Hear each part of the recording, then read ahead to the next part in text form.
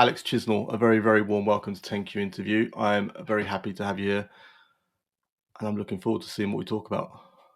Likewise, pleasure being on, and thanks for inviting me. Okay, straight into question number one. Why a podcast? How did it all come about? So for me, I got into podcasting through a podcast called How I Built This by NPR, hosted by I a guy love called how Guy I Raz. built this. You like that? Very good. Yeah. And every Monday on my commute into work, I was just waiting for it to drop, just like super excited. You know, it was like the highlight of starting of the week for me.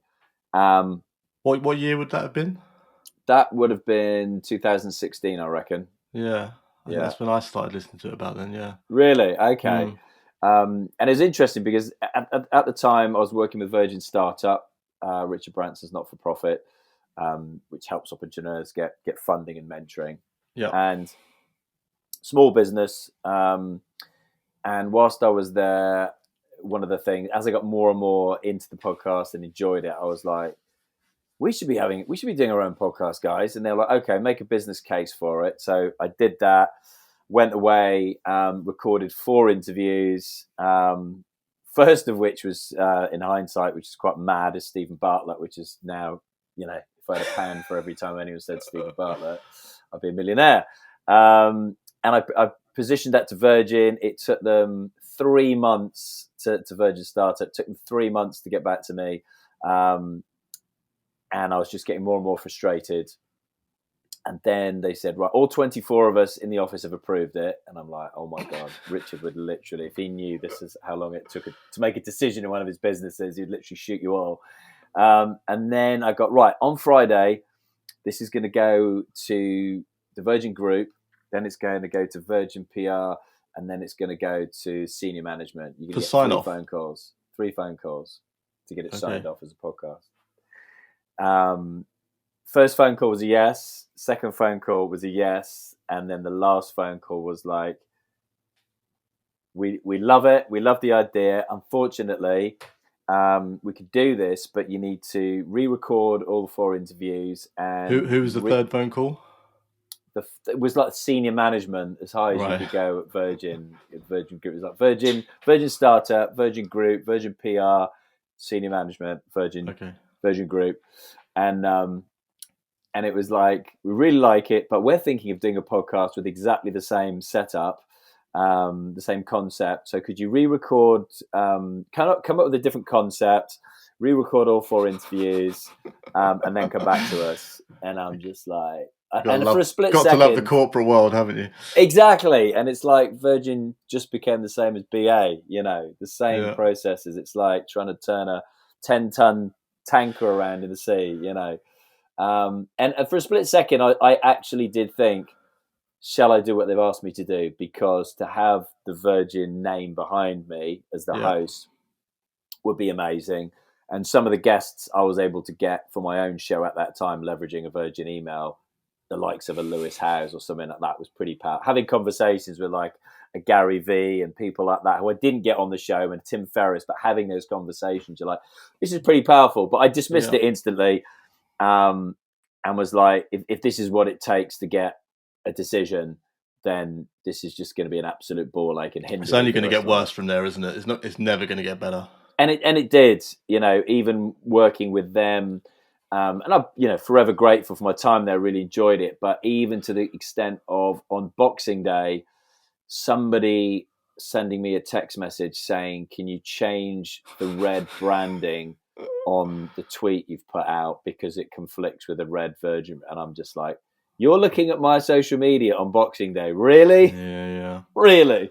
So can I ask, I just want to go back a couple of steps there, because you're an interesting person in the sense of what you just said, because I don't think, and I'm racking my brains now, I've had anyone who has attempted to launch a podcast from a truly business perspective. Okay. And if I have missed someone of a previous guest who's like, what the hell are you talking about? I apologize. But the reason I'm curious about it, because I'm a huge fan of content marketing. I think that any business in the world needs it and should be doing it. and there are many that are doing it, but doing it very, very badly. I'm really curious about what you said about the business case. You said you had to put a business case to Virgin startups, and if you don't mind, could we just dig into that? Because I'm curious Mm. what that looks like. Because I think there's lots of people out there who are probably thinking exactly the same thing as you. I wish my business would start a podcast, a YouTube channel, Yeah. or whatever it might be. But as you said, the senior managers up there who maybe just don't get it are being that barrier. Uh, I think it'd be really valuable to talk about that. Yeah, and it's interesting because, as I say, that conversation, Chris, was back in 2016, and I launched my podcast in 2017. Sorry, the conversation was 2017 because I recorded the interviews in the January, and then I launched it in the end in May of that year. Right. But that was 7 years ago. They finally launched their own podcast, I think, this year. So, talk about, and you'll know this obviously, Yeah. how far podcasts have moved in that time, and if you'd started back then, how much bigger your audience would be, all Alex, those kinds of things. I think about that a lot. I really do. Yeah, likewise. Mm. But yeah, basically the brief was, we're Virgin Startup, we're not for profit, we don't have any money, we don't have any resources. So if you could put a business case together where this is basically not going to cost us anything and we don't have any involvement in it, it's hilarious because you look back and you just go, but it's so powerful. And if you're doing webinars and you're doing live events, you've got the content there. They're doing like live events that I then turned into my own live podcast shows. Yeah. That is all the rage now that you see people doing. And it's like, all you needed to do was recorded that and we could put it out as a podcast, guys. And, as you'll know, repurpose that live. You're getting amazing speakers there through the network you've got at Virgin. All we need to do is record that. Doesn't cost the earth. Edit, produce, put it out. I mean, it's probably a stupid question, but how much do you think that conversation would have changed if you'd had it this week with the Virgin people? Yeah, I think that's a really good question, actually, and I'd like to think that they've been more receptive and they would be far quicker when it comes to decision making. Well, I know they would because I know the person who's now in charge, who was the person who actually hired me at the time, and he's now risen up the ranks and is like the MD at Virgin Startup, and he gets it, But at the time, the person that's the key, isn't it? Getting it. It's getting it, and it's getting the right person, getting that decision maker ultimately, isn't it? For anything in life that you want to get done and get done quickly. It's just funny that the corporate cliche is a cliche, and it just it doesn't matter. It seems to matter who you speak to or what business they've worked in. That sign-off process and the lengthiness of it is just always the same. I've worked in businesses where it's like that, right? And you just feel like, I mean, they missed the boat, didn't they? Totally. 7 years, yeah, absolutely. And I always used to like to think, because I worked at Virgin Atlantic for many years, which is my introduction to the Virgin Group, and I like to think, because I joined back in the day where it was a really small airline with a handful of planes and stuff, that because it was small, because it was dynamic, because Richard was really involved in the business at that time, stuff got done really, really quickly, and it was really innovative. And that all seems to have got lost over the last couple of decades. So I was just like really surprised and disappointed, I think, at the time, that they were just like British Airways. They were just, cut from the same cloth. It was just the same vanilla. Alex, I could have multiple conversations with you about similar stories, which I probably shouldn't because I get sued, but we'll move it swiftly back. So your podcast currently is kind of come out of the ashes of the Virgin one? Yeah, that was literally it. The first 4 hours, just like, well, if you're not going to back it, screw it, just do it. I'm going to do it myself. So that's where I got the name from, and kept those first 4 interviews. Took me a couple of months, like it probably, well, I know it takes a lot of people to actually get it live. And that was more me and my own head going, well, who's going to listen to this? Who's going to like my voice? Is anyone going to like my voice? All that, chatter, monkey mind. So it took me ultimately 5 months from first interview to getting it live. But that became my own podcast. And I've never regretted that for one instant. not No. one. That's good to hear. Do you know, it's funny, no one does, actually, I think. Everyone I've spoken to has had that initial hurdle, as I have, as you have. But no one, once you get over it, assuming you don't fizzle out after 3 episodes like many do, but the ones that don't always seem to have this real, oh my God, I'm glad I just did it. Yeah. It's strange that you can't bottle up that thing. No, and it probably tells its own story. I put out a LinkedIn post recently that I'd done a bit of research on, and it was 25% of podcasts only release a show trailer. And I was like gobsmacked. They don't even release episode 1. It's just a Is show that trailer. right? And 46% of podcasts don't get beyond episode 10. And I Yeah, I've thought, seen that. how much of that is a result of the pandemic and everybody thinking, I'm at home, I'm bored, let's start a podcast. And then they realize, as both of us will know, it is actually a challenging thing to do. It's a time consuming thing. It takes time, it takes energy, it takes a few pounds. And yes, everyone can start it under their own steam, but you've got to be committed. Like anything in life, isn't it? You've got to be committed to do it. It is exactly that. It's like anything in life. And I think I have a slightly different view. I think people read the headlines of Joe Rogan, etc., getting $100 million deals on Spotify and think, how hard can it be? Yeah. You know, at the base level, you can just get your phone and chat into it. I mean, that's how Bartlett started, as you'll know, from interviewing him in the early days. Yeah. And I think people's expectations of how challenging it is are just totally out of kilter. And then when they're not getting virality after 3 or 4 episodes, they're like, oh, screw this. Agreed. And I literally think it's that if they suddenly don't see, 10,000 subscribers after a couple of weeks, it's like, oh, well, what's that all about then? Okay, I'll try something else. I'll try launch a YouTube channel or whatever it might be. Yeah. Which is Same equally as problem. challenging. So tell me about, so a lot of your stuff's interview stuff, yes? Yeah.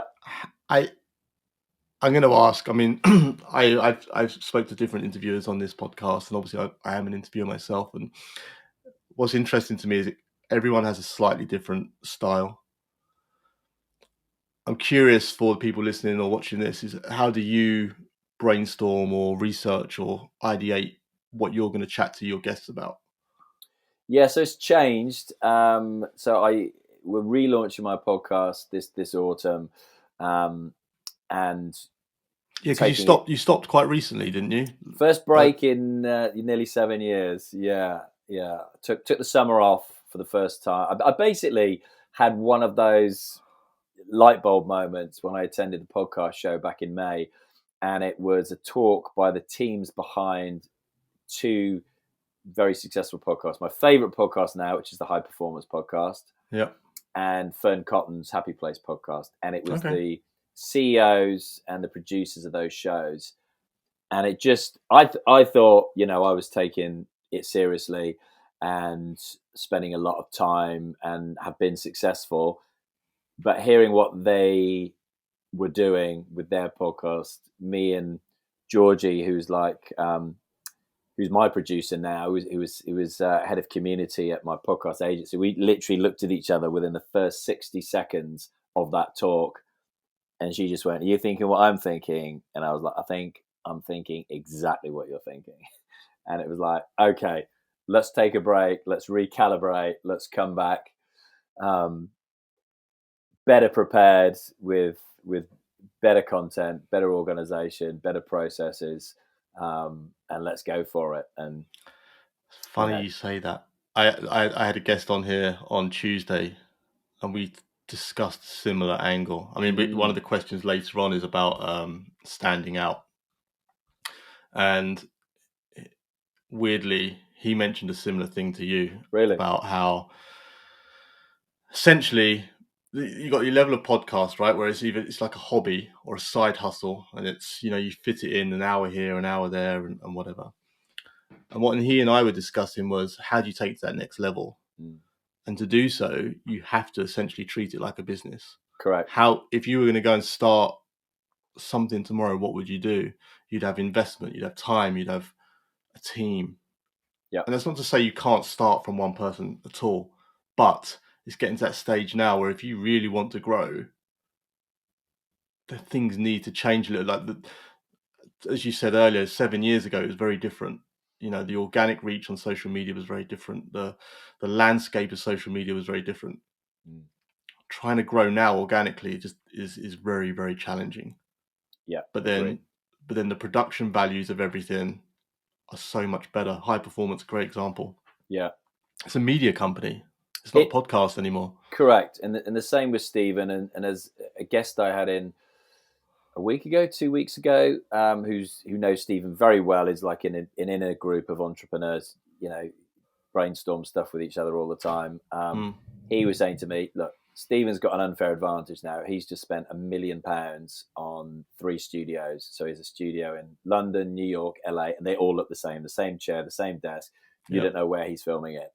And again, I don't know if he pays guests, because that was a conversation Rob Moore was having with a friend of mine, Dodge Woodall, on his podcast, Eventful Lives. And Rob was saying how much he'd like paid to get Logan Paul on his podcast, and he'd flown out to Dubai to record a podcast with Andrew Tate and all these kinds of things. So there's levels to go Yeah. up. But again, I know, Rob Moore has a team who looks after his podcast. And for me, it was that realization that, I've got a podcast agency, but whereas my podcast, when I was doing it myself, was my favorite thing and still is my favorite thing, and I was Yeah. treating it as my favorite thing, because we look after other podcasts in the agency, mine had basically became the bottom priority. And I was like, we're looking at this wrong, guys. Like, if we want to attract more clients into the agency, surely my podcast needs Should be to the be the flagship, shouldn't it? best. Yeah, the Yeah. production values need to be off the charts, because it's only going to attract more people who want, I want that. Because all we get now is, and you have to manage people's expectations, of course. We'll get people go, I want Diary of a CEO. And you're like, okay, so Stephen has a team of 30. They're currently recruiting for more. I have no idea what 20 of those people actually do in the team, Yeah. because High Performance and Happy Place have both got teams of between 8 and 12 working on them. And you can see what each person's role is, and it's pretty straightforward. Yeah. And I'm lucky to have my team that can look after my podcast, and we've definitely had that conversation. We've shifted the parameters. This needs to be the priority, and I've made switch Georgie from the agency to my podcast and go, okay, you're now the producer. You're in charge. Let's go with it. Mm, I'll record it. So to go back to your question of how we prepare, I used to just spend maybe 45 minutes to 60 minutes myself searching online, looking at their yeah. social media, that kind of stuff. Now we have a process where one of the team will come up with a biography of that person with all of the links to go and read their articles, listen to their podcasts that they've been on. Then Georgie will spend, she's saying, 3 hours on putting that script together, because we now have a process for the podcast where there are like 4 pillars that we walk somebody through for each interview, because we're asking the question, how do you get to where you want to be in life? Right. And it's asking people who've come from somewhere to somewhere else, which we deem to be successful, be that in business or sports or in music, etc. And it's literally going, so what was the goal setting out?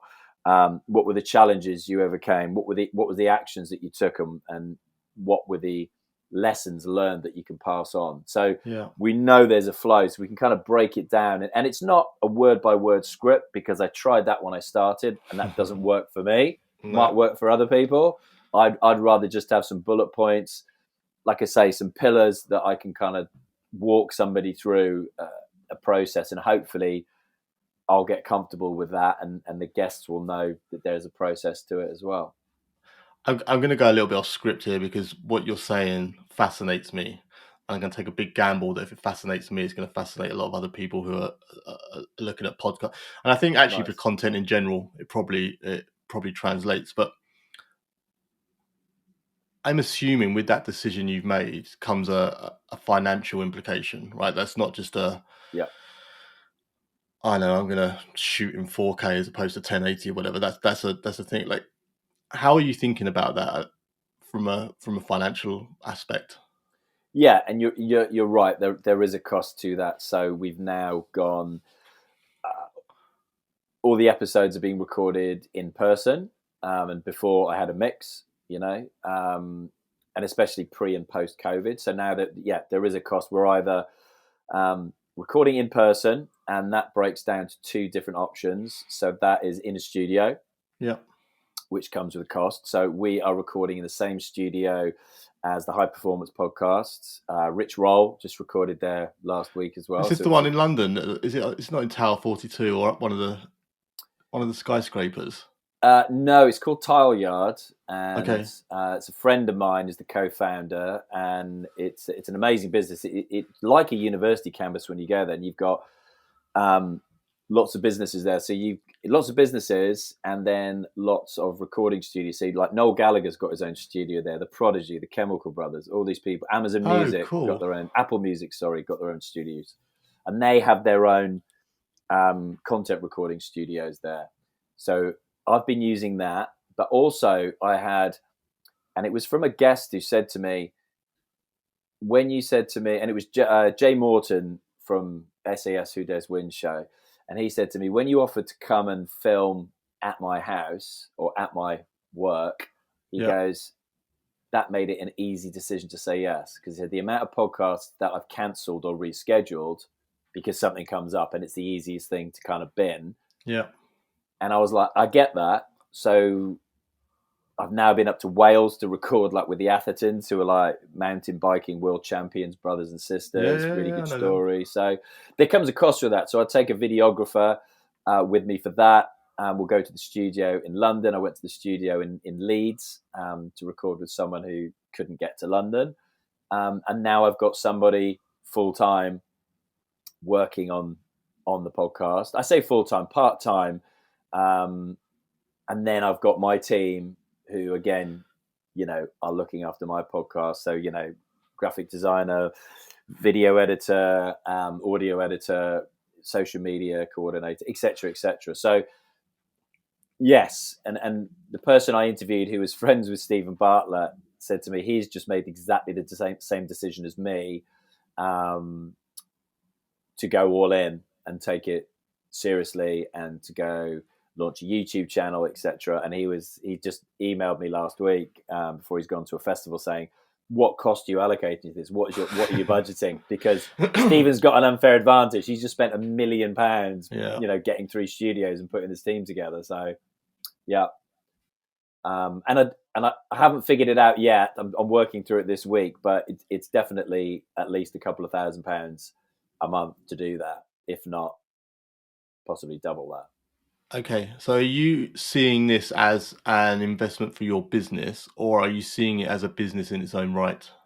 Great question. That's a great question, Chris. I'm seeing it as a business in its own right. Yeah, Okay. and I think going back to some of your previous points about people starting up, and that's the beauty. Yeah, the barrier to Yeah. entry is really low. You can Yeah. literally I wouldn't recommend it, but you could literally record something on your phone. Just go jump on a Zoom call, record a conversation. That's how we all started. But for me, in this period of reflection I had, and the light bulb moments at the podcast show in London, for me, they were like, okay, this is my most favorite thing in the world. I love meeting really interesting people, Yeah. having really interesting conversations, and then sharing that. The reason I started the podcast was because I wanted to have conversations with people that I normally wouldn't be able to get in a room with, like a Stephen Yes. Bartlett, like a Lord Billamoria from Cobra Beer, like a Piers Linney from Dragon's Den, whoever. And that period of reflection, I've just gone, do you know what? I want to do more of that. I want to do more of that. So for me, it's like, okay. And I've had sponsors with the podcast. We've got sponsors lined up. We launched a podcast, relaunched a podcast in October, got some really interesting conversations with potential sponsors. But that's just one income stream Yeah. that we're looking at. And a friend of mine who just started, again, 18 months ago, is now getting monthly checks of 5 figures from YouTube because he's gone about it one member of staff, so one person full time on his podcast, but treated it as a business Yeah. and is doing exceptionally well at it. What do you think? Excuse me. What do you think high performance is pulling in money wise? Oh wow, I don't know. Again, that's a good question, and I haven't. I ask it because I think it's funny in the content world. Is a lot of people say about building audience.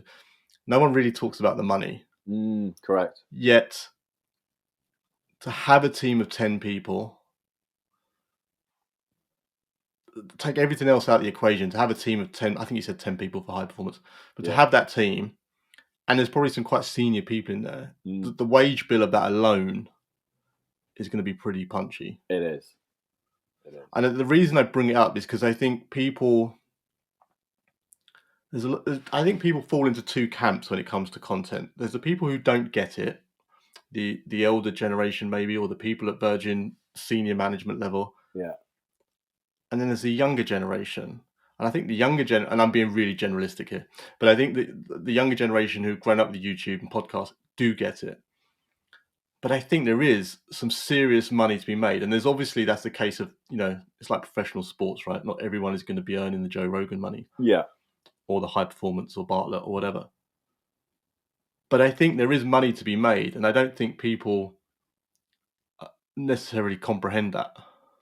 No, and it's now just the advertising alone. I think it was last year or the year before, but it became $1 billion industry now. Yeah, Advertising on podcasts, and you just think, um, you look at all of the stats when it comes to like advertising on podcasts, and the stats outrank any other form of content for people actually actively, clicking on that link, yeah, going to check out that business, checking out those products. So I think you're right, and also the proliferation of platforms where content creators can monetize yeah.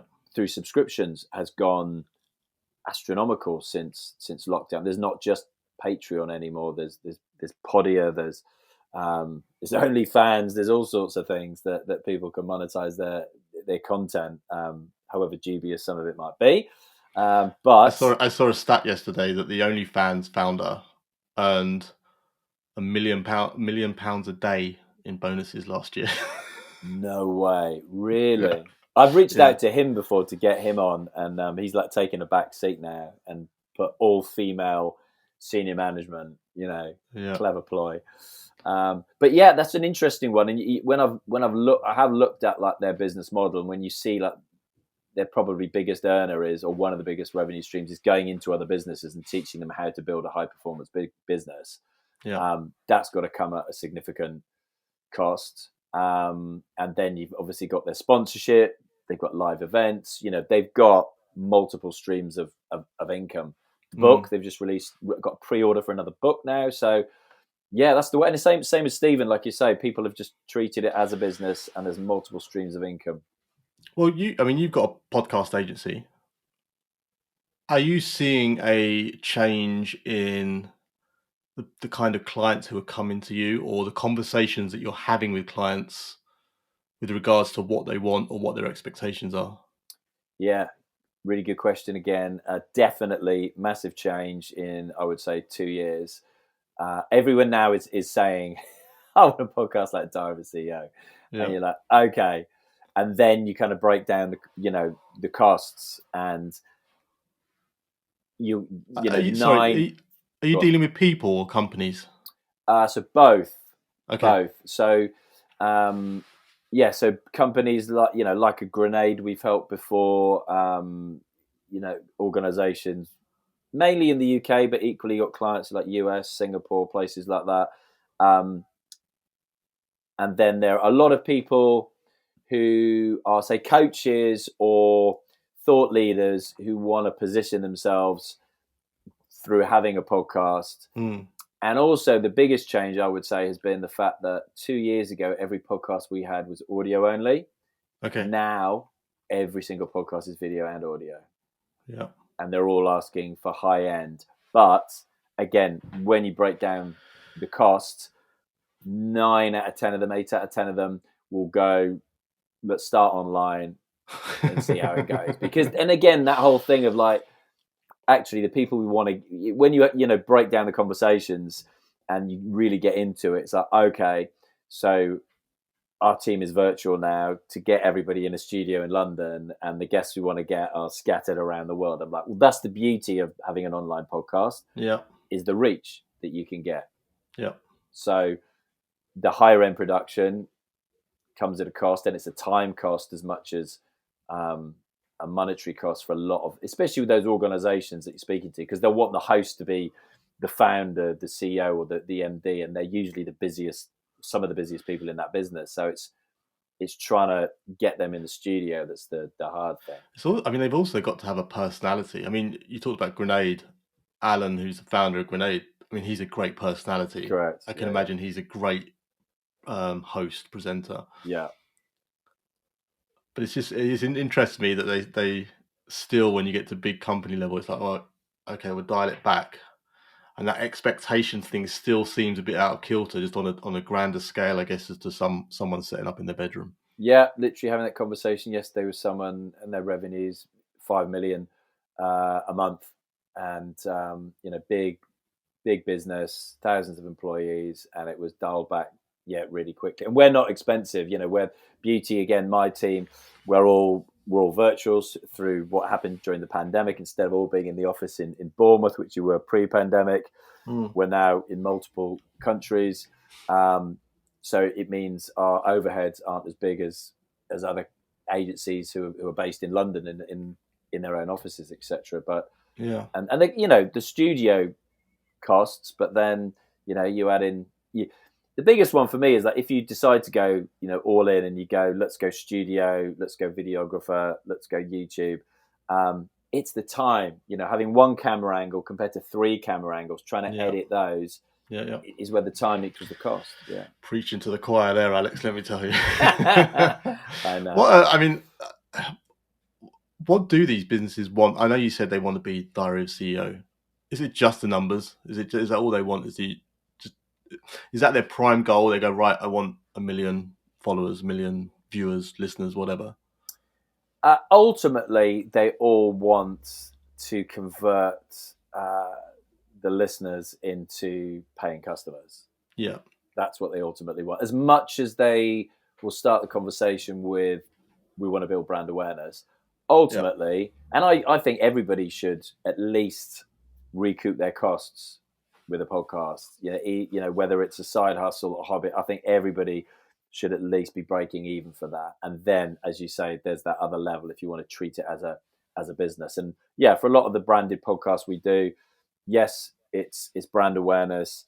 Yes, it's positioning the host as a thought leader in their space. Quite often, still, it's the first or even the second to market in their industry with a podcast, still in the UK at least, probably not in America.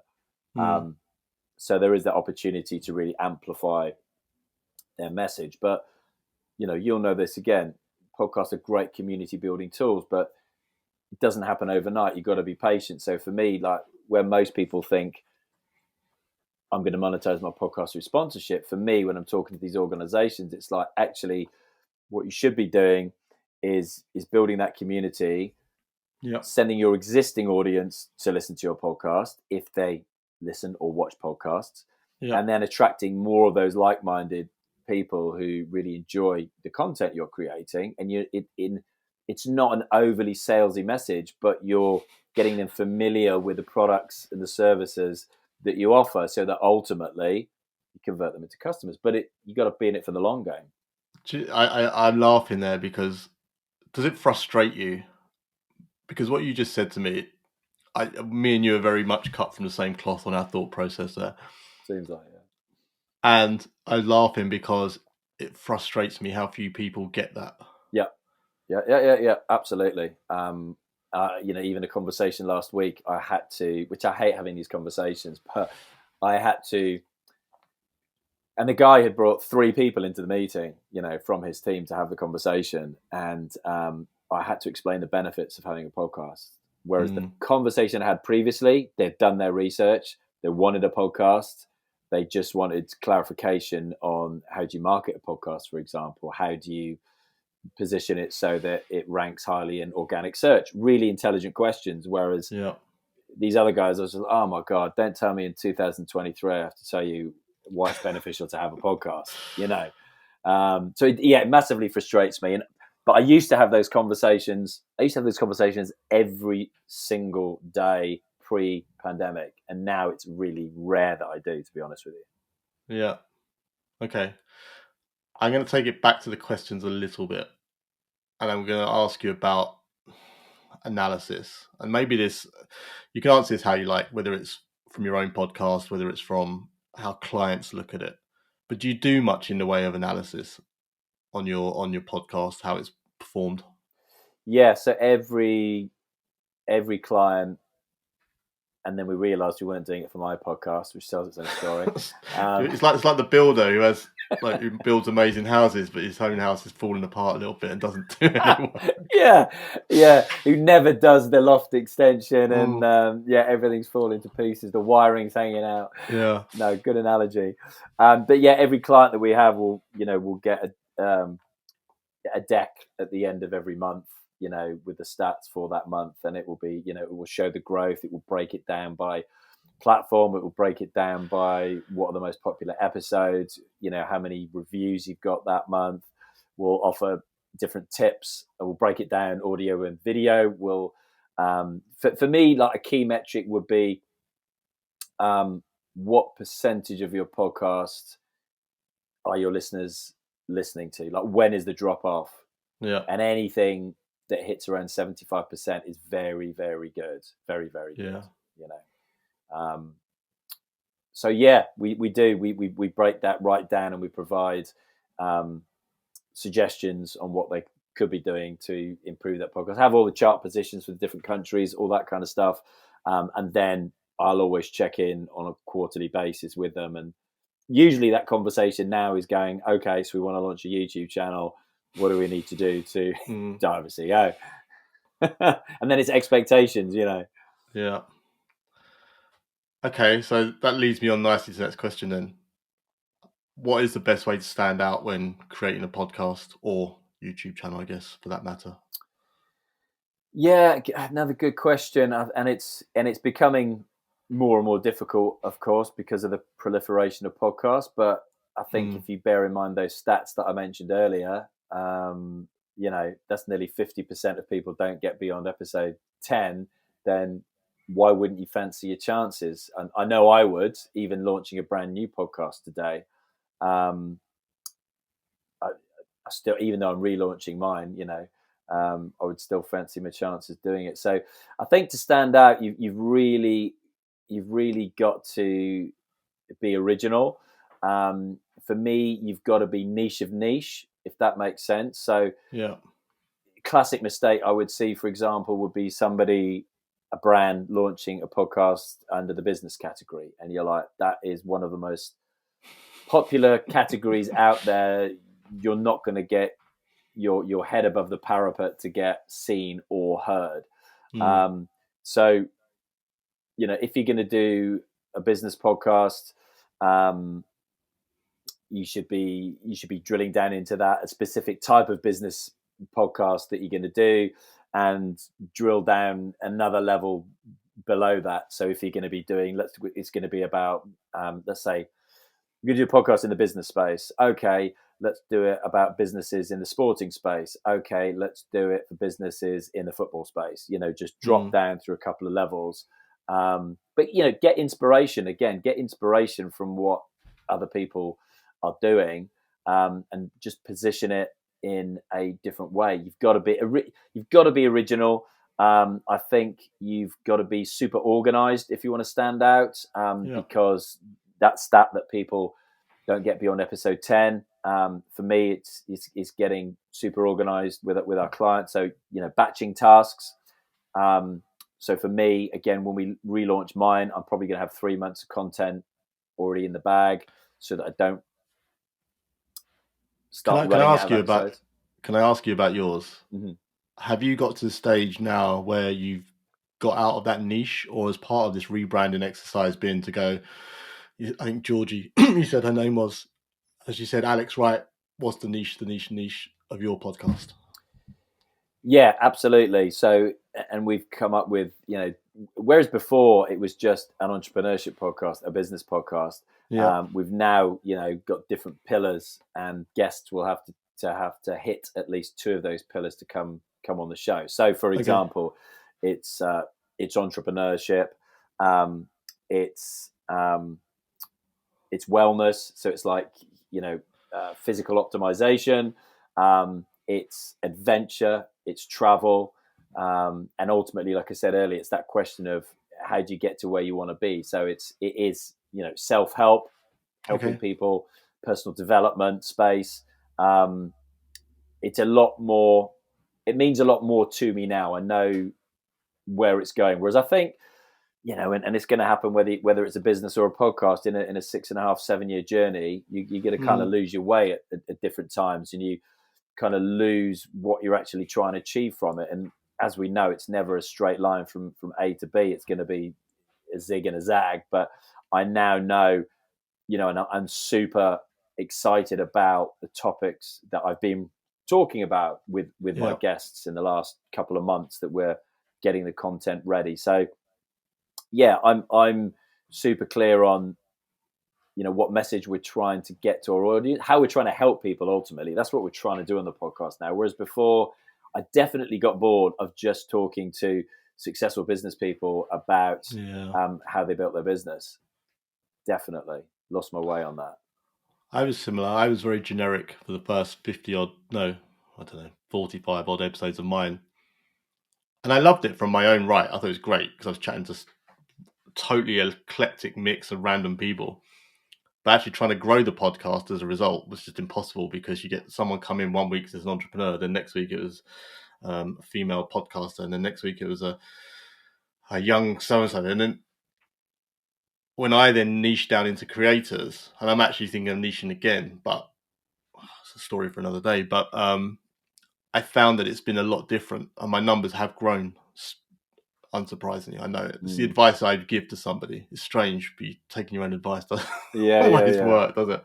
And but also, it's got to be something that excites you, And for me, it definitely lost that mojo and was just going through the motions of it. And you can tell that with, as Georgie said to me and my team, she's like, look, if you're not enthused about who you're speaking to, your audience are going to pick up that straight away. But you know what I think, though, when you're starting out, I think I do agree with you, by the way, on the niche of the niche of the niche. But I also, to counter that, I would say when you start out, sometimes it's good not to worry about that so much and just throw some stuff out there and see if you find out to try and see what you think works or what you like talking about. 100%. And a good example of that was when we helped Grenade launch their podcast, and Al Barrett recorded 6 different episodes. They're very data driven, given that they're say protein business, but now chocolate bar business ultimately. And it was like, let's see what works. And it was interesting that the one that resonated the most to me was also the one that was most popular with the listeners. And it was him. Instead of like, there's an episode, for example, like influencer marketing bit, and it was like James Haskell and Chloe Madley, his wife, talking about being influencers in that space. Another episode, Al telling the Grenade story. Another episode, Al mentoring a boyfriend and girlfriend who'd started their own business in the sports nutrition space. That was the most interesting because it brought Alan's personality into it, and he was able to, offer advice, listen to them, and that was far more fascinating, I think, than just going down the kind of maybe what the obvious route was at the time. How much easier is it working with someone like him as a client? I love working with somebody like that because they're super enthusiastic. They get shit done. The passion just shines through, doesn't it? Massively. And it's funny, like the last podcast I recorded with him, and he said to me, just sold to Mondelez, who own Cadbury's and everything, for like, I think it was 200 odd million at the time. And he said, I'll only, and it's very nice, we've developed a friendship from it, as you'll know from some of your guests. And he was like, I'll only go on your podcast or Rob Moore's podcast. Came on my podcast, and we talked for an hour, and it was brilliant conversation. We then carried on talking for an hour, and he's literally like showing me photos on his phone of him with Richard Branson and Necker Island, and both of them like naked, messing around, being complete clowns. And at the end of that, he was just like that. Did you record that? And I was like, no, we finished recording, it was like, damn, that's even better than the Oh podcast we man, just recorded. And I was like, isn't that always the way though? but also, as I said to him, Al, you'd never be able to put this out No. live because you'd be sued left, right, and centre from all the people we've just been talking about, sharing photos of. Yeah. Oh, I've been there. Even like before you start record, after you hit stop record, you think, oh, some of that would be gold. Yeah, agreed. We've talked a lot about the positives of podcasting, and obviously you and I are both fans of the medium, and we love it. What's something you struggle with when it comes to podcasting? Have you ever? I mean, and as a side to that, you stopped doing yours in, did you say May, April, May? I can't remember what you said. Yeah, May, I think. Yeah. A, have you ever thought about packing it in entirely? And B, when you packed it in, or when you stopped in May, did you ever think that actually it might not get going again? Good second part. I've definitely considered chucking it in before, but I would say that was in the first couple of years when you just Okay. see your numbers flatlining. Yeah. And I saw that there was a really good graph shared by the manager of Stevens' podcast on LinkedIn, and it showed flatline for 2 years and then a bump last year. And then it's only January of 2023 that his podcast has gone boom. Is that And that's right? clearly Okay. he's spent £65,000 a month on paid ads. This guy told me as well. Who knows? It's a lot of money. So yes, I've definitely questioned that, but I always remember interviewing Chris Ducker, who has a very successful podcast, and him telling me, and he was maybe 5 years ahead of me. He's been podcasting for over 10 years, and him saying to me, every year I think about chucking it in, and then I'm so glad that I don't. And at the time, I was thinking, really, why would you want to chuck your podcast in? But then we all have had those moments. Yeah. It just becomes a slog, and you're not seeing the return for the effort that you're putting in. So I've definitely felt that. But I think it just brings it back to, again, when you break it down, what do you actually enjoy doing? I love meeting new people. I love having really interesting conversations and just hitting the record button. Okay, so just keep doing that. It's that 10,000 hours thing again, isn't it? And for me, I didn't see a result until 2019, and I was doing my roadmap for the year. I kind of break it down into 6 categories in my life that I want to set goals. And I was like, I want to get this podcast to number 1 in the UK. And I'm going to do that in the next 12 months. And I did that within 6 months. And it was with Julian Hearn from Huel. And then it was with James Haskell. That got to number 1 as well. And that to me just showed me the power again of goal setting, manifesting, taking the action to make that happen. So I've definitely had those moments, but no, I didn't think that when I've just paused and taken the summer off from this. It was all literally within 6 days of stopping, and it was just the day before I'd normally release an episode. I was literally just like itching because I had all this knowledge from the podcast show as well. And sometimes maybe you need to immerse yourself in, remind yourself why you're doing it, and whatever industry you're in life, you literally just need to go and surround yourself with those kind of people who are super positive, soak up that information.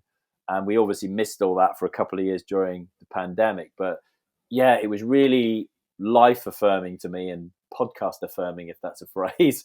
Well, I guess taking the break means you can step back from it and actually 100%. have a better view, right? I mean, I'm sure, like me, you're putting them out every week.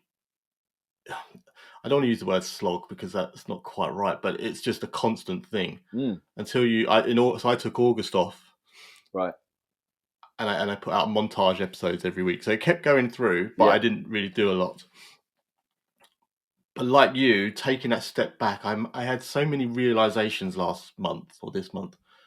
I was like, oh my god, that you just wouldn't have once you're on that. No, it's a hamster wheel, isn't it? It is a hamster wheel, 100%. Content creators hamster wheel. Yeah. I was going to ask a question then. I can't remember what else. If you could shadow one podcaster for the day, who would it be and why? Yeah, That's a good question. I saw that, and I thought I'm not going to go the obvious route and say Stephen Bartlett or Or Joe Rogan.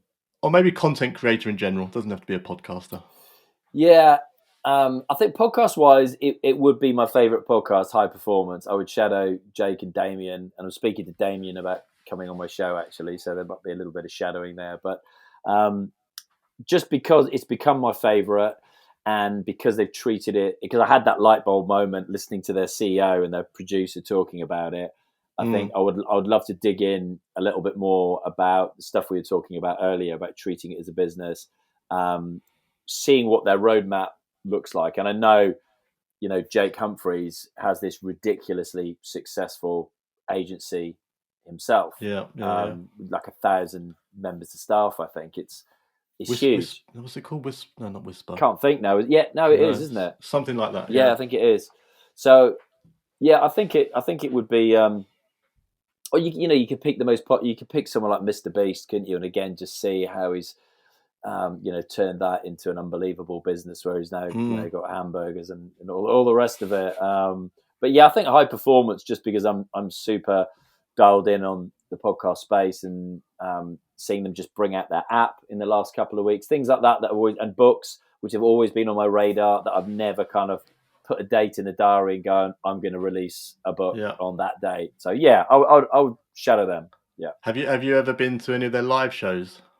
I did after the podcast show. I booked in to Hackney Empire, and I went to see Dan Carter, All Blacks rugby number 10. Oh, okay. So I'm a huge rugby fan anyway, so it was an easy Yeah. one for me to do. And his original episode was really good, really, really good.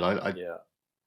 I thoroughly enjoyed that. I remember because he talked a lot about mental health, and in fact, I Mm. think that was where, I'm sure Jake or Damien will listen to this and correct me, but I feel like that was where where the series changed from being high performance to having that kind of the mental health. And I think he was one of the first ones to really go, no, mate, it's not all roses being Right. a professional sports person. His He book's talks a really lot about good. his family. Is Dan it? Carter's book's really good, and I saw what they did there. So they interviewed Dan Carter.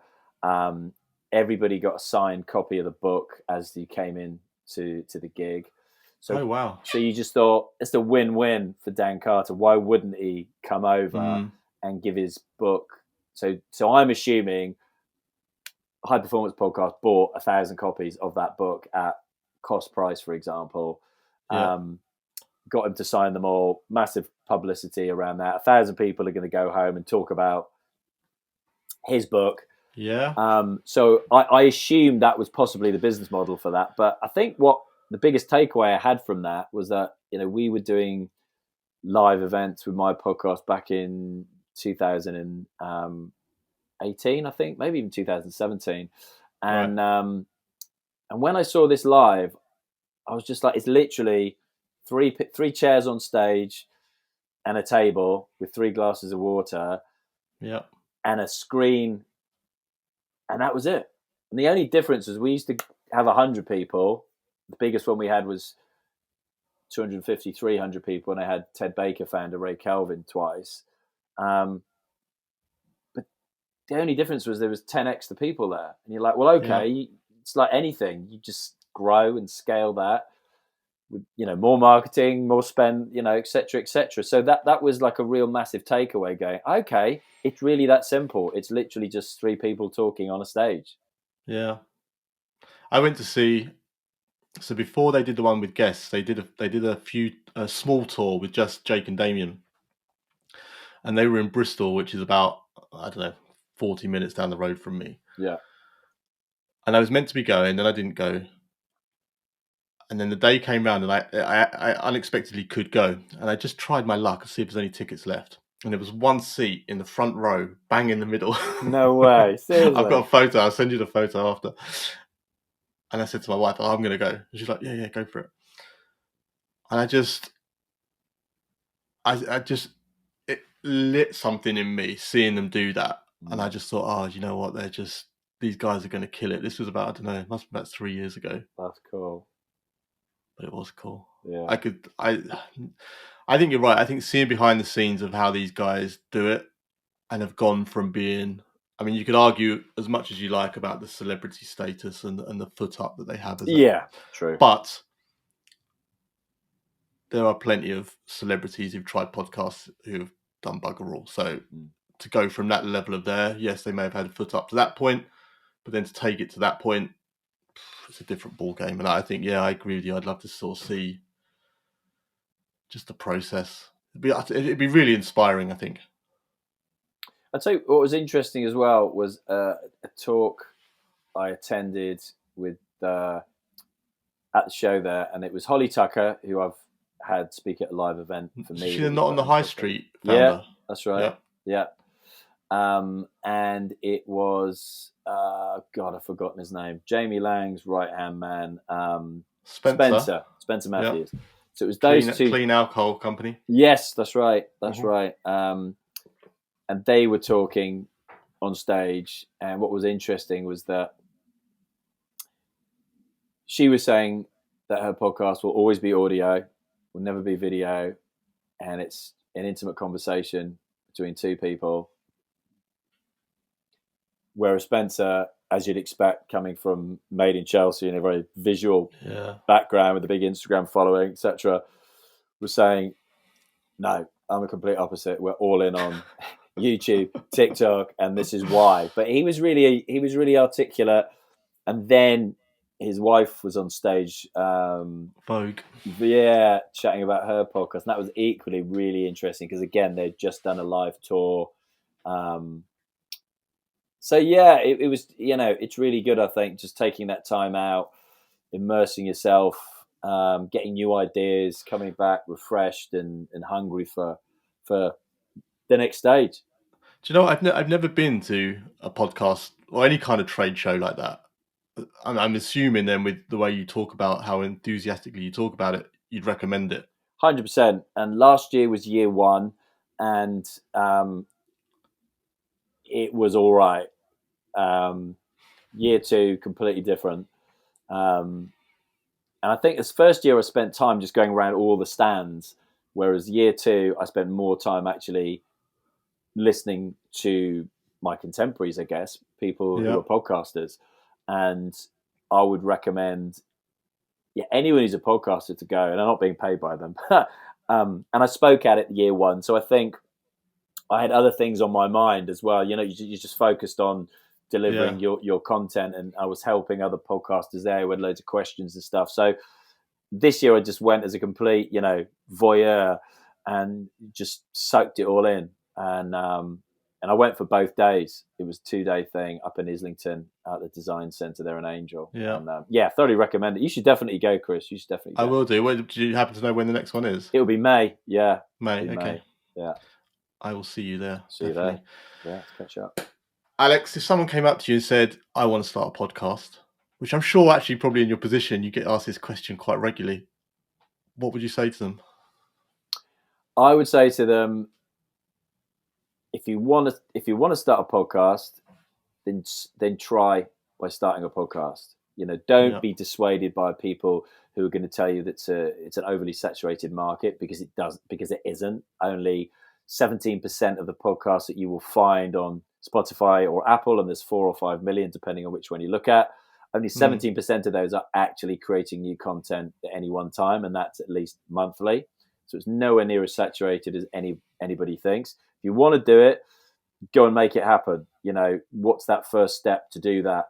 Don't let there be barriers to entry. There are really low barriers to entry. As I said earlier, you can literally record. There's apps on your phone that you record. You could buy a little clip-on lav mic for less than a tenner on Amazon. You can record a conversation on Zoom with somebody. But look, first of all, figure out what you're passionate about, where you've got some degree of expertise, and where those two things meet. That could be something that you could podcast about. Brainstorm those ideas, because you want to be launching a podcast with something that you want to be talking about in 3 years, 5 years time. Yeah. All those people who started podcasts during the pandemic talking about COVID, They couldn't have lasted very. Surely there's not people listening to those podcasts now, because I wouldn't want to listen to any of that crap. I wouldn't have thought so, no. Jesus. So yeah, I would say, don't be dissuaded. Go for it, and you might figure out that it is your thing, that you're as passionate about it as you and I, and it might not be, and both of those are fine. But if you don't try, you'll never know, and we don't want to live a life full of regrets. So go ahead, make it happen. And for me, it's start now, get perfect later. 80-20 rule. If you've got 80% of the stuff that you need to start a podcast ready to go. Don't be a perfectionist about it, because you will never launch a podcast. You will never start the new job. You'll never start the new hobby, whatever it is. Do you know what? I'm going to make an admission now. I think I'm a huge podcast fan, obviously, but I was starting to question whether it was getting a bit saturated and whether or not there were too many out there and whether or not there wasn't enough time. And what I mean by that is, like, obviously this is what we're at, just over an hour now. You're not competing with the Bartletts and the Rogans and the Jake Humphreys this world. You're also competing with people's time. And it's not a quick TikTok video. It's asking people to commit an hour, hour and a half, 2 hours, whatever it might be. And I was starting to question the saturation and actually, is it too much now? And then I don't know if you saw it, but Gary Lineker put out a tweet very recently, like less than a week ago, where he's just started a new podcast. Yeah. And his tweet said something along the lines of, really happy, week 100,000 downloads. And it immediately snapped me out of it. Now, yes, Gary Lineker has an audience, but that's not the point. The point is that where I thought it was starting to get a little bit, what's the word, condensed or busy, somehow they found 100,000 downloads. Absolutely. Which means it's not oversaturated. It's competitive, of course it is, but it's not. There is still huge potential out there. Yeah, massively is. And again, it's that thing, isn't it? If enough people tell you that it's saturated, you start believing it. But that shouldn't dissuade you. You should, and new content, originality, no matter whether it's a book, a film, a podcast, is going to attract an audience. And I think you've just got to be true to yourself, and you've got to be in it for the long game. Agreed. Okay, last question for you. If we spoke again in 12 months and you came back to me and you said, you know what, Chris, it's been a really, really good year for me, what would have happened? Oh, wow. Yeah, that's a big question, but I would say that my podcast, Screw It, Just Do It, has become my number one priority. In its basest terms, that would be that, because it would have been successful in my metrics. And I'm a numbers person. I put numbers on things, so I would say, if you broke it down, it would be, okay, so I want 100,000 subscribers on YouTube. I want 10 million views, all those kinds of things. But ultimately, in its simplest terms, I think if it's been a successful year, my podcast is my number one priority. Everything else has led to that point. So all of the numbers would have been ticked. Do you know what I mean? Do you know what, Alex? I can tell you're a good interviewer, because every time I think of you start a sentence and it preempts a question in my head, and then the next sentence you've answered that question before I've even asked it, and that shows that you're a good interviewer, good podcaster, because you're obviously thinking, this is what the listener wants to hear. Appreciate it, man. Okay, Alex, if anyone wants to check you out, come say hi. Where would be the best place for me to link to in the show notes for you? So my podcast, would love for people to check that out. Screw It, Just Do It. Otherwise, I'm at Alex Chisnall on every form of social media. Okay. Go listen to Alex's stuff. It is good, and I think you will not regret it. And I've got no doubt that in the next 12 months, you will be hitting those goals. Alex, thank you so much for joining me. Pleasure. I say this a lot to all my guests, as regular listeners will know. You never know what you're going to get. Like, you and I have not spoken before. I've heard some of your stuff, admittedly, but we've not spoken. And you never really know what you're going to get from someone. And it's fair to say that this call or this episode has just absolutely blown my mind. And you've really got my mind racing with things I should be thinking about. So Amazing. Love if it. that's just for me, I'm sure it is for others as well. So thank you so much for your time. Much appreciated. Thank you for having me. Really, really grateful. And thank you to everybody who's listened or watched this as well.